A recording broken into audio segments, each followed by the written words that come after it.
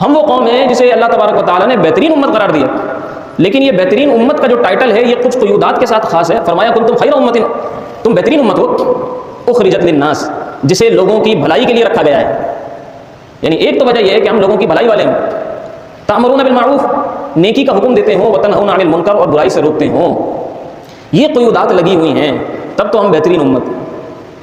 ان قیودات کو ہم نے چھوڑ دیا، ان وجوہات کو ہم نے چھوڑ دیا، ان علتوں کو ہم نے چھوڑ دیا، ہم نے صرف بہترین امت کا جناب ڈنکا بجانا شروع کر دیا۔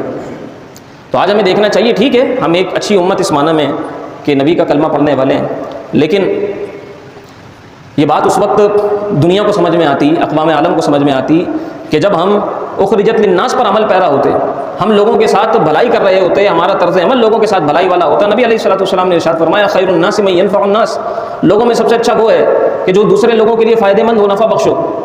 آج ہماری کوشش یہ ہوتی ہے کہ اپنے بھائی اپنے دوست کو غلط مشورہ دے کے اس کے کاروبار پہ کسی طریقے سے جناب حملہ کر کے اس کو کسی طرح نیچا دکھا دیں، اپنے خاندان کے کسی فرد کو، اپنے دوست کو، اپنے یار کو، اپنے کسی رشتہ دار کو ہم نے کبھی آگے نہیں بڑھنے دینا۔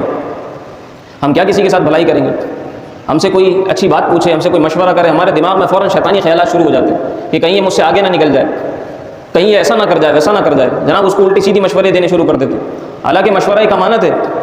اللہ کے رسول نے فرمایا کہ لوگوں کو اچھا رستہ بتانے والا اور اچھے کام پر رہنمائی کرنے والا بھی ایسا ہی ہے جیسے خود وہ نیک کام کرنے والا۔